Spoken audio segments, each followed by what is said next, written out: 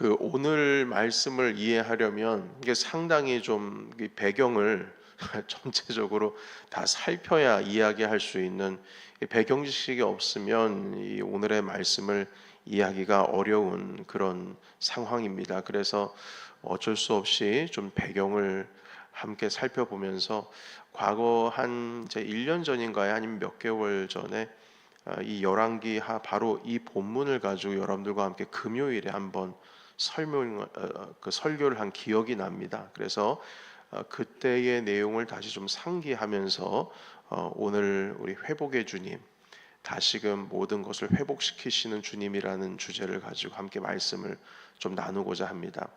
그 엘리사가 우리 어제 함께 금요일에 말씀 나눴을 때는 엘리사가 거의 죽게 되었을 때쯤에 일어난 일에 대해서 함께 말씀을 나눴죠. 병들어서 죽게 되었을 때 요아스 왕과의 관계 속에서 화살과 활에 대한 이야기 함께 말씀을 나눴는데요. 오늘의 지금 읽은 말씀은 한창 엘리사가 사역을 한창 하실 때에 있었던 일입니다.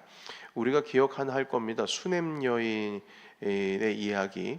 그 여인의 집에 그 엘리사 선지자께서 그 지역을 갈 때마다 수넴 여인이 그 엘리사 선지자를 극진히 대접을 했습니다. 심지어는 그 자기 다락방까지 내주면서 항상 이곳에 오면 머물고 가라고 그렇게 말씀을 해주셨죠. 그래서 엘리사 선지자께서 그 집에 머무르는데 그 집에 뭐가 좀 도와줄 게 없나 싶었는데 아이가 없는 거예요. 그래서 엘리사 선지자께서 이 내년 이맘때쯤에 너에게 아이가 있을 것이다. 그래서 아기를 갖게 되었습니다. 그런데 이 아이가 얼마 정도 좀 크고 나서 갑자기 머리가 좀 아프다고 하더니 그날 어미 품에 안겨서 생명을 잃었어요.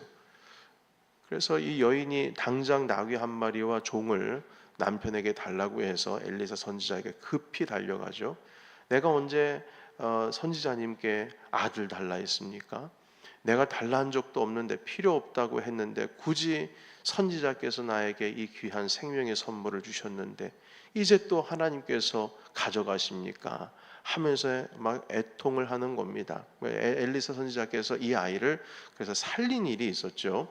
그런데 이 아이를 살리고 나서 이 가정에 또 우환이 있습니다. 근데 이 가정만 아니라 그 이스라엘 전 지역에 지금 일어난 일이죠. 기근이 들었습니다. 그런데 여기 보시게 되면 기근이 몇 년 동안 임하냐고 하시냐면 1절에 보면 7년 동안 기근이 임했다고 하시네요. 우리 엘리야 선지자 때에는 3년 6개월 기근이 있었는데 7년이라고 하면 거의 2배 아니겠습니까? 그래서 더 그때보다 심각한 기근이 든 겁니다. 그래서 엘리사 선지자가 말합니다. 블레셋으로 잠깐 피신해 있으라.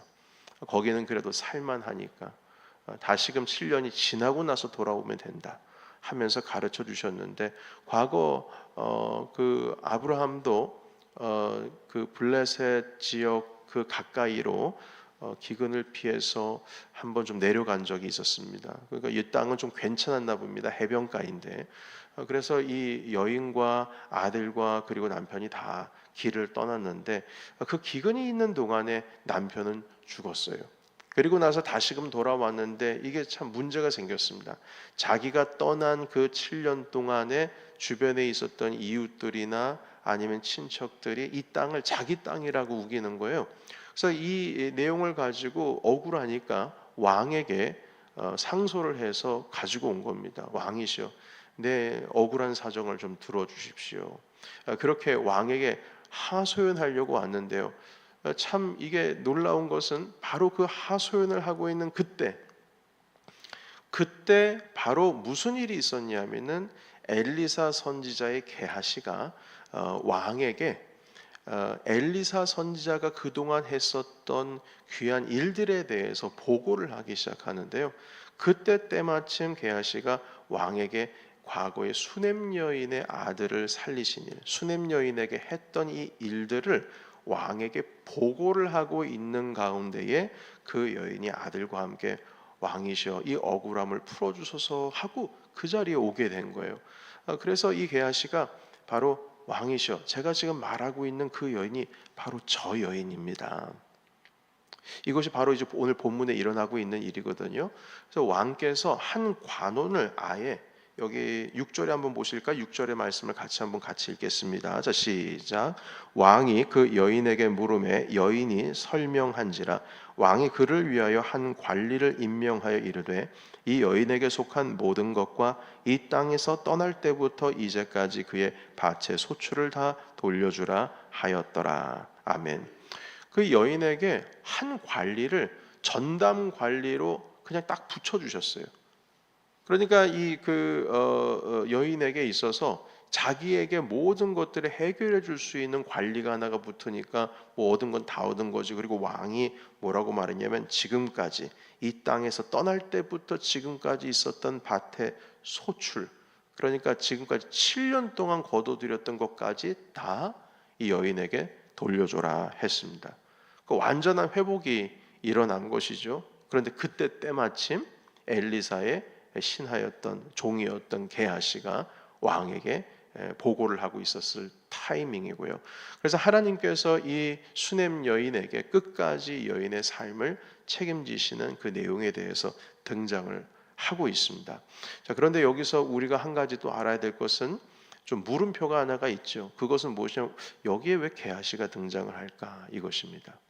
근데 게하시가 어떤 상황이었냐면 사실은 이 게하시가 중간에 한 몇 장 정도 등장을 하지 않은 때가 있습니다. 왜 등장을 하지 않냐면 게하시가 나병에 걸렸었거든요. 어떻게 나병에 걸렸냐면 여러분 나만 장군 이야기 알지 않습니까?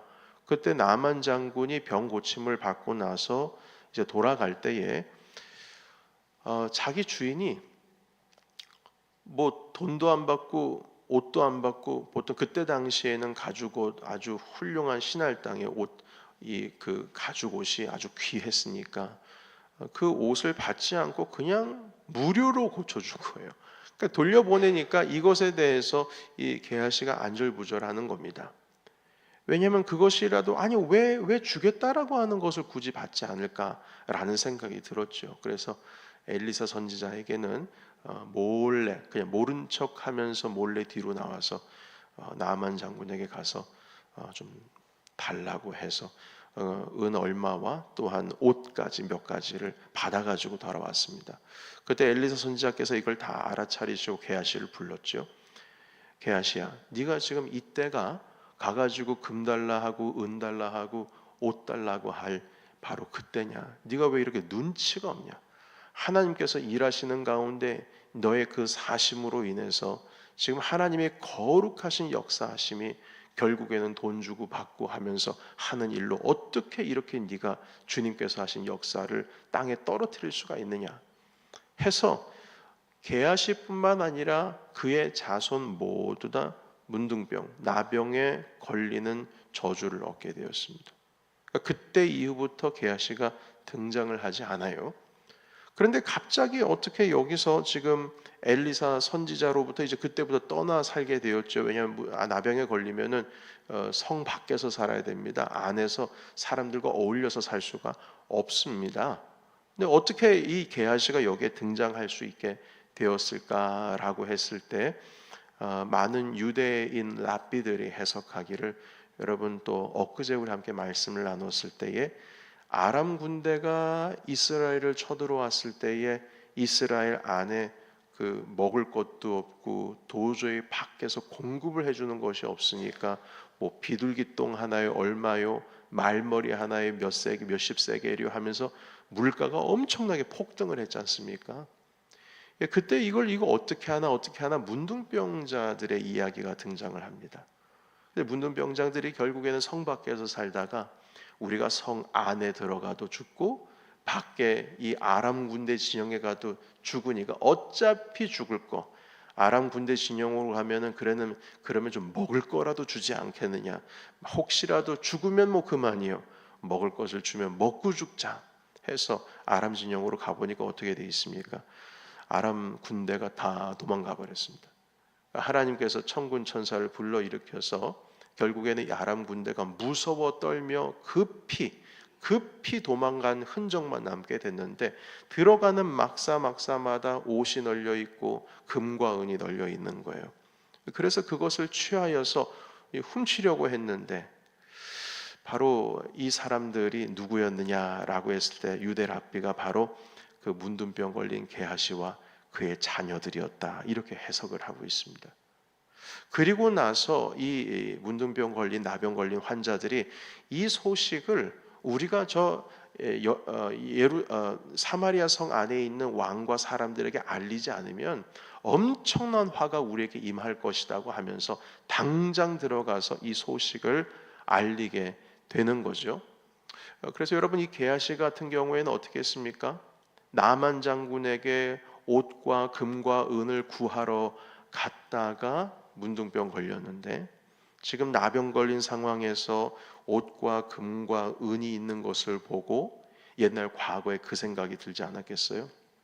지금 당장의 사마리아 성에 알리지 않으면 더 큰 화가 우리에게 임할 것이다 해서 과거 옛 생각이 났는지 그대로 왕에게 보고를 하게 됩니다. 자, 그리고 나서 이 게하시가 이 왕 앞에 등장한다는 뜻은 무슨 뜻이겠어요? 게하시가 나병이 나았다 아니면 안 나았다? 나았다는 뜻이에요. 낫지를 않으면 지금 이 왕 앞에 있을 수가 없습니다.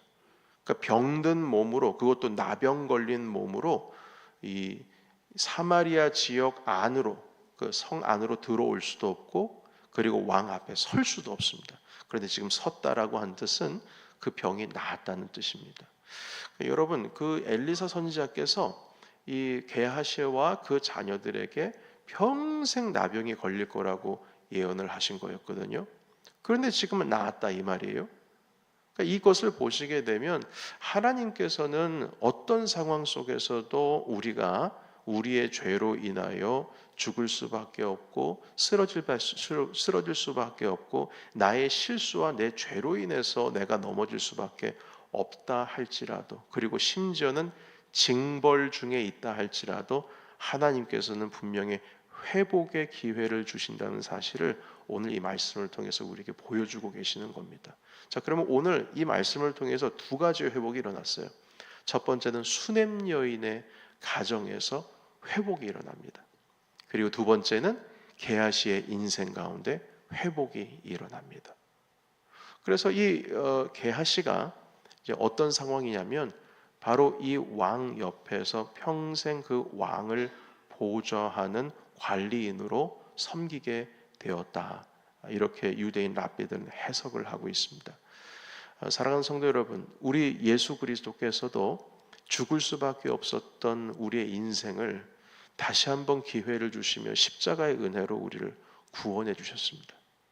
우리 주님께서는 지금까지 이 땅 가운데에 임재하지 아니하시고, 그러니까 다시 말해서 재림하지 아니하시고 끝까지 기간을 늘리시는 이유는 이 세상에 한 사람도 주님 앞에 회개하지 않는 일이 없도록 주님께서 모든 사람이 회개할 때까지 참고 또한 기다리시기 때문에 이 주님의 재림이 늦춰지고 있다, 또한 성경은 말씀하고 있습니다.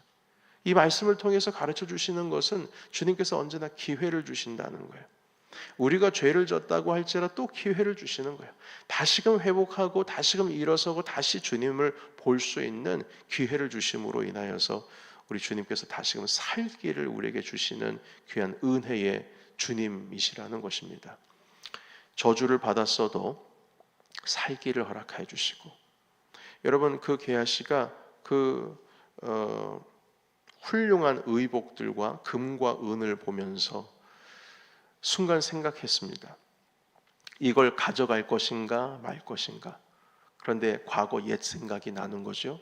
바로 그때가 기회인 겁니다. 그때가 주님을 잡아야 되는 거예요. 그때에 이걸 선택하지 않으면 다시금 계속 그 불행의 연속이 시작이 된다는 것이죠. 그래서 우리가 인생을 사시면서 하나님 아버지 앞에서 이걸 붙들어야 되는가 말아야 되는가, 내가 이것을 붙들었을 때에 게하시는 얻는 게 있죠. 금과 은을 얻을 것이고 바로 옷을 얻을 것이에요. 그러나 순간 선택합니다. 이 소식을 당장에 알리지 않으면 나에게 큰 화가 있으리로다. 그 순간 정신 차려서 하나님과 나와의 관계를 생각해 볼 때에 다시금 주님의 은혜의 자리로 들어갈 수 있는 길을 보게 된 것입니다. 여러분, 이걸 못 보는 사람들도 많이 있습니다. 하나님께서 기회를 주실 때 보지를 못하시는 분들이 있어요. 여러분, 징벌 가운데 있다 할지라도 은혜의 기회가 분명히 우리에게 주어집니다. 그때 우리가 붙들 수 있어야 된다는 것이죠. 여러분, 마태복음 1장에는 그 은혜의 자리 가운데 들어간 여인들의 이야기가 등장을 합니다. 라합, 어떤 사람이었습니까? 여리고성에서 몸 파는 사람이었습니다. 다말, 어떤 사람이었습니까? 자기 시아버지와 불륜을 저지를 수밖에 없었던 사람이었습니다. 그런데 그 이야기가, 바세바도 어떤 사람이었습니까? 우리아의 아내로서 바로 그 다윗과 결국에는 그 간음을 하게 된 여인이었죠. 다윗이 먼저 했다고 할지라도 결과는 똑같습니다. 그런데 그 다말이라는 여인, 그리고 라합이라고 하는 여인, 바세바라고 하는 여인의 이름이, 여인의 이름은 하나도 등장을 하지 않는 마태복음 1장에 예수님의 족보 가운데 이름이 떡하니 들어가 있습니다. 여러분, 어떻게 엄밀하게 보면, 심지어는 율법으로 보면 그 사람들은 이미 지금 족보의 이름을 올릴 게 아니라 오히려 저주받아가지고 저 땅속에 있어야 될 사람들입니다. 그럼에도 불구하고 예수 그리스도의 조상의 이름으로서, 여러분, 그 예수님의 조상의 이름 중에 훌륭한 사람의 이름이 있지 않겠습니까? 라헬, 리브가, 이런 믿음의 조상, 바로 사라의 이야기도 있지 않겠어요? 그러나 그런 여인들의 이름은 다 없어지고 바로 다말, 라합, 바세바와 같은 이름이 마태복음 1장의 예수님의 족보에 들어가 있다는 것이에요. 여러분, 이 의미는 무엇일까요? 하나님께서는 기회를 주시는 거예요. 율법으로 보면은 저주를 받아야 될 사람, 라합도 이방 사람들입니다. 이미 가나안 사람이에요. 그럼에도 불구하고 하나님께서는 그 사람을 통하여 구원의 역사를 이루어 주신다는 말씀을 마태복음 1장에 기록을 하고 있습니다. 마태복음은 유대인들을 향한 복음서였습니다. 유대인들이 읽을 수 있도록 만들어 놓은 것이 마태복음이에요. 그래서 유대인들에게 지금 무슨 말을 하고 있는 거예요? 유대인들아, 기회를 잡아야 된다. 너희들은 예수 그리스도를 십자가에 못 박았지만 기회를 잡아야 된다. 그리스도를 믿고 복음을 받아야 된다. 우리 가운데 이방 사람들도 구원을 얻을 수 있는 기회가 있었는데, 너희들도, 우리는 지금 하나님의 자녀가 아니냐, 이때 예수 그리스도를 붙들어야 되지 않겠느냐 하면서 복음서를 쓰신 것이 마태복음입니다. 여러분, 우리는 예수 그리스도를 이미 잘 믿고 있는 성도들입니다. 그래서 이 토요일날 새벽에, 어제 금요일 예배를 마치고 밤늦게 집으로 돌아가서 또 새벽에 눈 비비고 아침에 일어나서 주님을 찾았습니다. 이처럼 귀한 신앙 어디 있겠습니까? 그럼에도 불구하고 우리에게도 시험이 있고 우리에게도 넘어질 수 있는 기회가 있다는 거예요. 그러면 그때에 여러분, 우리는 다시 주님을 속히 붙들어야 된다는 것입니다. 왜냐? 주님이 기회를 주시니까. 그래서 여러분, 우리의 심령 가운데 있어야 될 마음은 항상 겸손의 마음입니다. 하나님 아버지 앞에 교만의 마음을 가지고 있으면 그 기회를 보지를 못하죠. 오늘 회복의 주님, 이 수넴 여인이 이 가정을 끝까지 지켜주신 하나님의 은혜, 그리고 계하식, 평생 그 자녀들과 함께 나병 걸릴 수밖에 없는 그 운명을 가질 수밖에 없는 이 상황 가운데에서 다시금 주님께서 계하식에 회복을 주신 것처럼, 여러분, 우리 넘치는 교회와 여러분들 모든 삶 가운데 늘 하나님께서 은혜 베풀어 주시는 그 기회를 붙드시는 저와 여러분이 되시기를 주님의 이름으로 축복합니다. 아멘. 기도하겠습니다.